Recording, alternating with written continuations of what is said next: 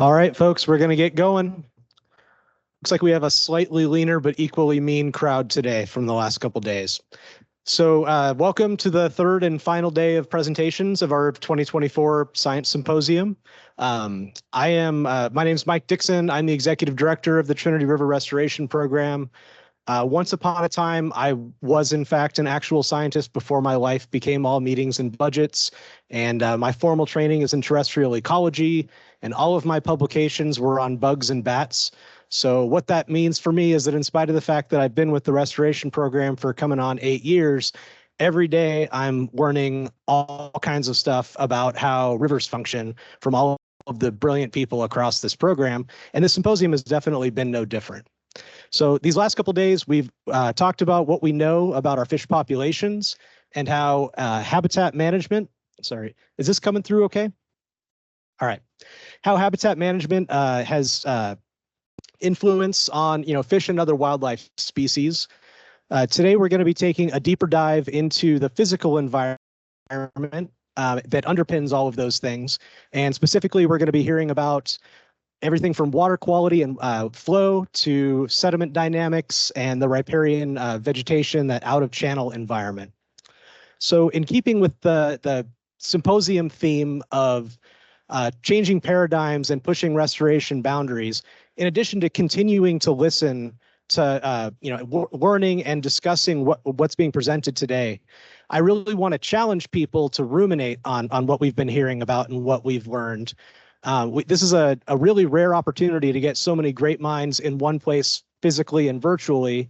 And I don't want to miss the opportunity for us to kind of prod ourselves and challenge some of our closely held ideas. So, over the course of the rest of the day and tomorrow, I'd like you to think about, what are we missing? What are things that we take for granted that maybe in light of what we're discussing warrant a more critical look? What are some of those, proverbial unknown unknowns that we haven't really thought about? And how can we take all of this and really move our ability to adaptively manage our restoration tools forward? Tomorrow, we're going to be doing a field tour, and hopefully the majority of folks will be able to make that. Beyond an opportunity to actually get some sun and get out of this great space, but get out of this building, we're going to be out on the banks in the floodplain of the living, breathing Trinity River. And we're going to have an opportunity to, in real time, see all of these things that we've been discussing these last few days. And my hope is that that'll kind of drive some insightful connections and some good conversation that'll help, in addition to all of the discussion that's been happening here with really pushing our restoration forward in this changing world. So with that, I have a bunch of housekeeping that's going to sound redundant to the people that have been here these last few days. We are going to stick to the schedule as well as we can. We have 3 presentations before lunch and 5 presentations after lunch, as well as a panel discussion that will follow. Other than the lunch break and the gap between our last presenter and the panel discussion, there are no scheduled breaks. So please, at your leisure, as your needs dictate, go out, stretch your legs, grab a cup of coffee, use the facilities. Let's see.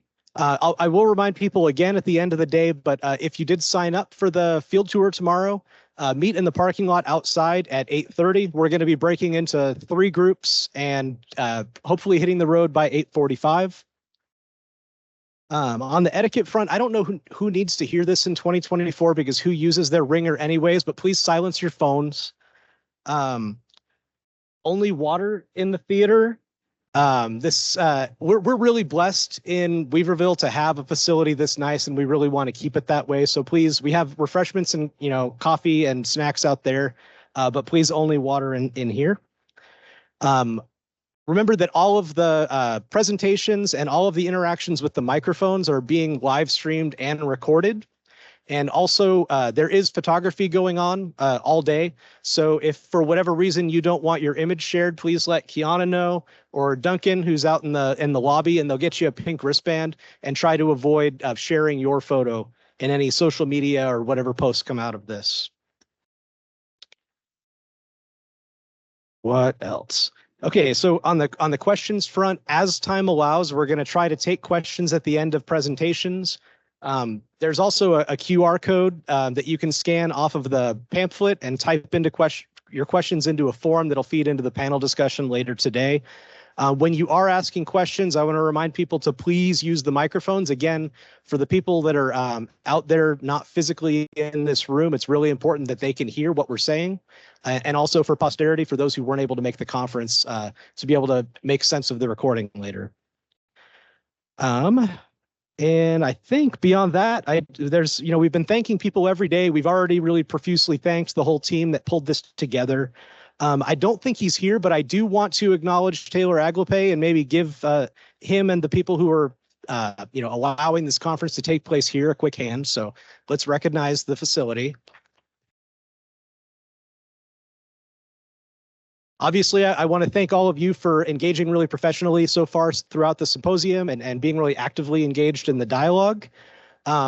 Most of all, I want to thank Kiana Abel, who put countless hours and a ton of energy into making this symposium happen. And, as much as there was a whole team that solicited presenters and put together these sessions, it was really her leadership and vision that made this happen. So in spite of the fact that her full-time job is public outreach, she's remarkably good at dodging the spotlight. So not to embarrass her, but to recognize her, I would like Kiana to come up on the stage really quickly.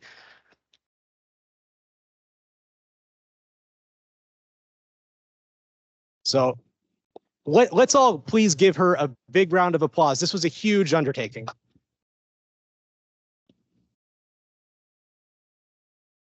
It really was a team effort, honestly. We had a lot of hearts and minds put into this. And I did spoil the surprise because I got here after her and she saw this. But for all your hard work, I wanted to give you a gift recognizing your work that will require further work. So there you go.